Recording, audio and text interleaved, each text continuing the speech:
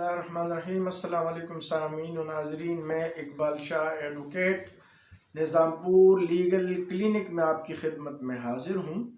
آج class number 103 یعنی 103 میں، اور ہم اس وقت جو ہے مسلم فیملی آرڈیننس 1961 جو ہے ہم وہ پڑھ رہے ہیں، اور اس کے آج جو ہم پڑھیں گے وہ سیکشن 7 پڑھیں گے، طلاق۔ اس سے پہلے جو ہے ہم سیکشن 5 اور 6 پڑھ چکے ہیں۔ 5 میں ہم نے رجسٹریشن آف میرج پڑھا ہے، اور سیکشن 6 میں ہم نے پولیگیمی یعنی کثرت ازواج پڑھا ہے۔ آج ہم ڈائیورس یعنی طلاق کے حوالے سے بات کریں گے۔ لازمی بات ہے، جب رجسٹریشن آف میرج ہو جاتا ہے تو اس میں تو یا تو لائف جو ہے وہ خوش و خرم گزرتی ہے، لیکن انسان ہے جب اگر ناتا کوئی اچھے طریقے سے نہ چل پائے تو پھر according to 19 Muslim family ordinance کے مطابق، اور ویسی شرعاً بھی آلریڈی موجود ہے، جو کہ شرعی کام میں طلاق کو سب سے زیادہ مباح چیز قرار دیا گیا ہے، لیکن چونکہ اس کا حق دیا گیا ہے مرد کو مسلم فیملی آرڈیننس میں اور شریعت میں، تو پھر یہ حق جو ہے وہ مرد یوز کر رہا ہے اور کر سکتا ہے۔ اور اس کے لیے سیکشن 7 ہم پڑھیں گے کہ دی مسلم فیملی آرڈیننس 1961 کیا طریقہ کار اس کے لیے وضع کرتا ہے۔ تو چلتے ہیں سیکشن 7 پڑھتے ہیں اور اس کو سمجھتے ہیں اور اس پر پھر بات کرتے ہیں۔ تو پہلے ہم سیکشن 7 پڑھتے ہیں۔ سیکشن 7 کہتا ہے، اس کا جو ہیڈنگ ہے وہ سیکشن 7 کا ہیڈنگ ہے طلاق، TALAQ، اور اس کا جو سب سیکشن 1 ہے وہ کہتا ہے any man who wishes to divorce his wife۔ بہت اہم لفظ ہے۔ کوئی بھی شخص اگر یہ خواہش ظاہر کرتا ہے، خواہش کا مطلب یہ کوئی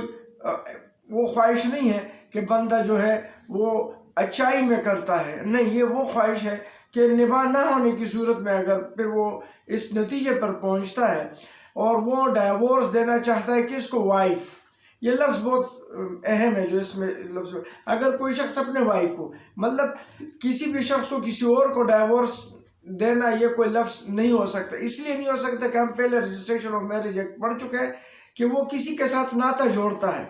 جب وہ ناتا جوڑتا ہے تو ہر ناطے کا جو ہے توڑنا بھی ہوتا ہے، جہاں ان پٹ ہوتا ہے وہاں آؤٹ پٹ ہوتا ہے۔ تو اس لیے جہاں پر وہ ناتا جڑا ہے تو وہی ناتا جو ہے ٹوٹنے کے لیے سیکشن 7 جو ہے وہ موجود ہے۔ تو یہ کہتا ہے any man یعنی کوئی بھی آدمی، کوئی بھی شخص who wishes to divorce his wife shall کی بات ہے، میں نہیں ہے، as soon as may be after the pronouncement of talaq in any form whatsoever۔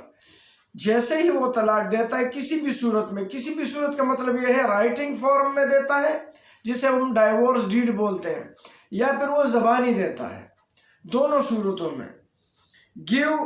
the chairman notice in writing of his having done so۔ تو پھر وہ جو یونین کونسل کا چیئرمین ہے، چیئرمین صاحب کو وہ نوٹس دیں گے جو کام اس نے کیا، یعنی جو زبانی کیا تو زبانی بتا دیں گے، یا اگر ڈائیورس ڈیڈ ہے تو اس کی کاپی وہ اس کے پاس بھجوا دیں گے۔ shall supply a copy thereto to the wife، اور ساتھ ساتھ وہ جو اس کی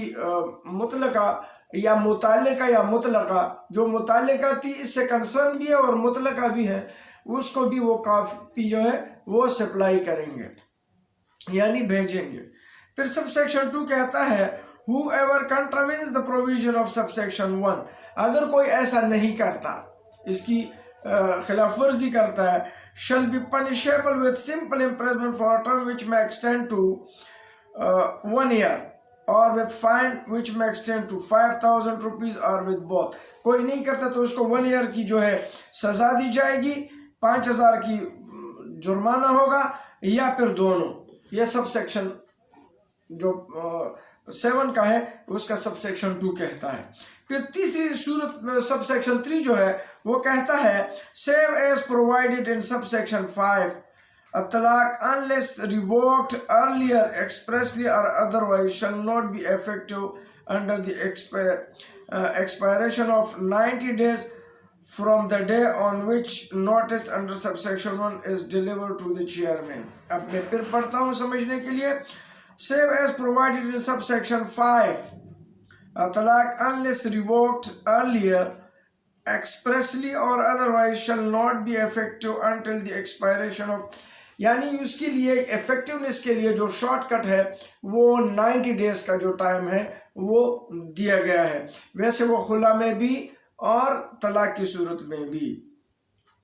Subsection 4 جو ہے within 30 days of the receipt of notice under subsection 1 the chairman and constitute an arbitration council for the purpose of bringing about a reconciliation between the parties, and the arbitration council shall take all steps necessary to bring about such reconciliation۔ پھر جو ریکانسلیشن ہوتا ہے ان دونوں کے بعد پھر ثالثی کے لیے، اس کے جوڑ توڑ کے لیے، بلکہ جوڑ کے لیے وہ پھر within 30 days جو ہے وہ جب نوٹس اس کو مل جائیں گے تو وہ اس کے لیے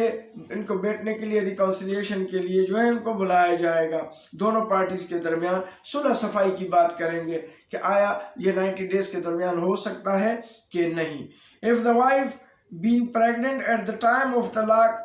is pronounced, talaq shall not be effective until the period mentioned in subsection 3 or the pregnancy wherever be later ends۔